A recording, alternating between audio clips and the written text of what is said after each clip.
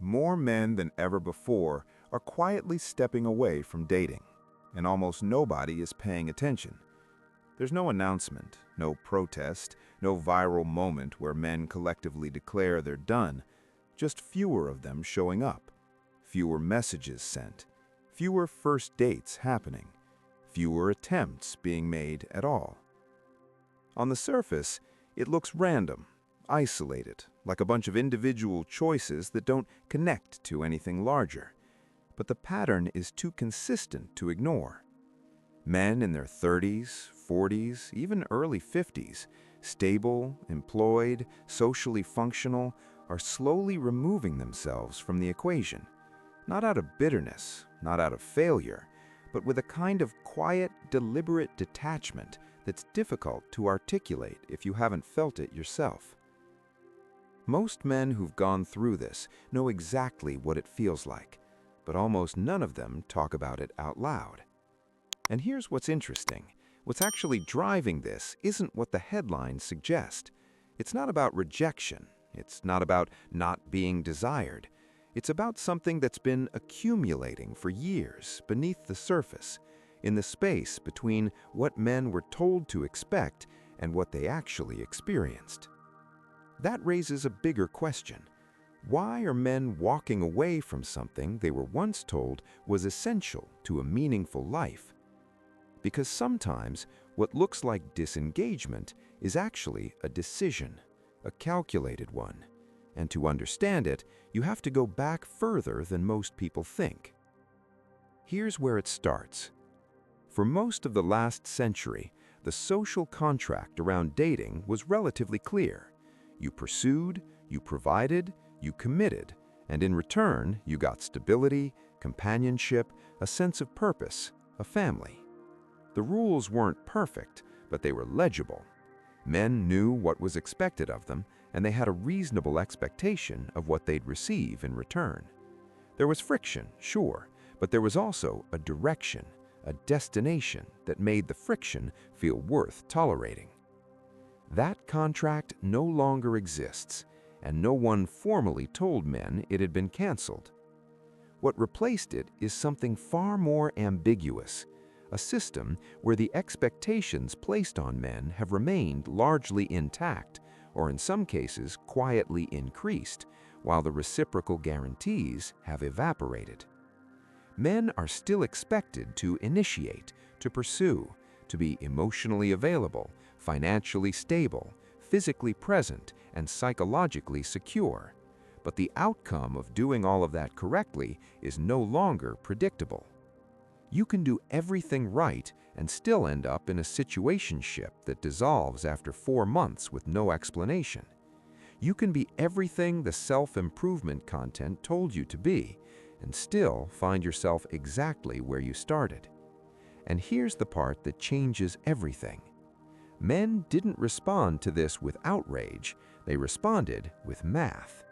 Not consciously, in most cases, but somewhere in the accumulation of experiences, the situationships that went nowhere, the relationships where effort wasn't reciprocated, the dates that felt like auditions they kept failing despite doing everything right, a quiet calculation began to happen.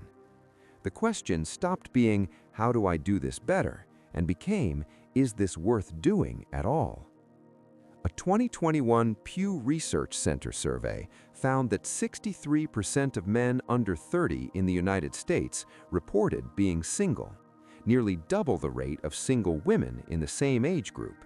That gap hadn't existed at that scale in previous generations.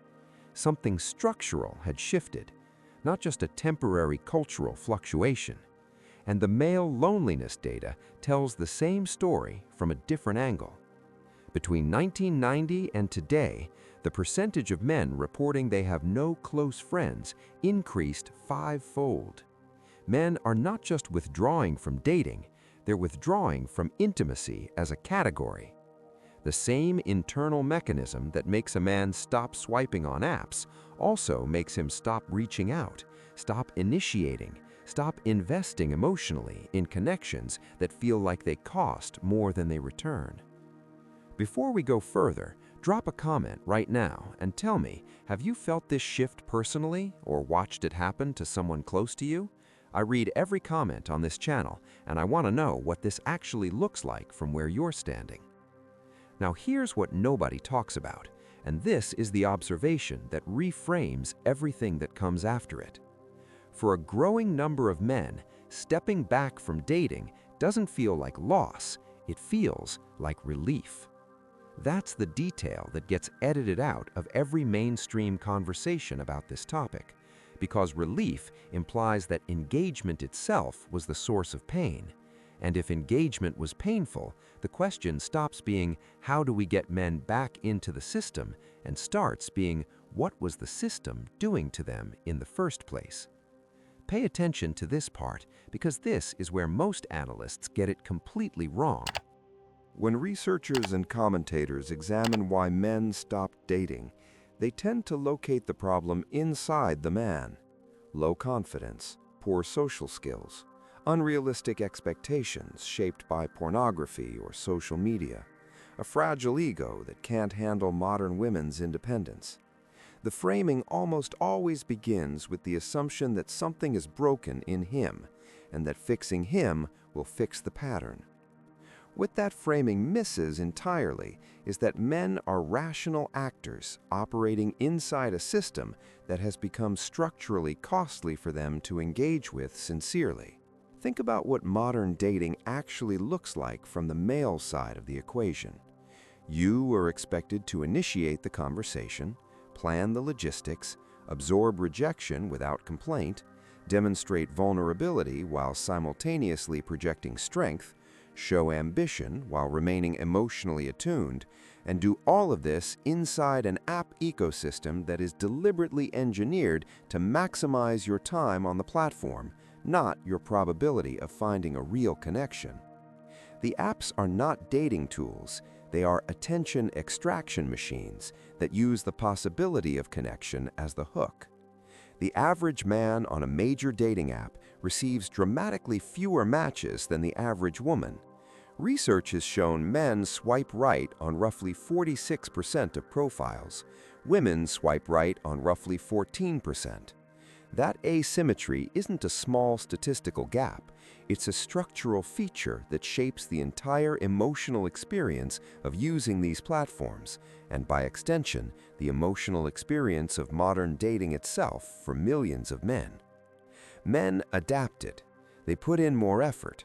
They wrote more thoughtful opening messages. They invested in better photos. They upgraded their profiles. They read the advice columns and watched the improvement content. And for the majority of them, the return on that investment didn't improve in any meaningful way. There's a psychological concept worth naming here: learned helplessness. It was first documented in the 1960s by psychologist Seligman, originally studying animals exposed to repeated negative outcomes they couldn't control. What he found was that after enough exposure to a system that doesn't respond to their efforts, subjects stop trying, even when circumstances change and trying would actually work. They don't become lazy, they become calibrated to futility. That's a clinical description of what a significant portion of men have experienced inside modern dating.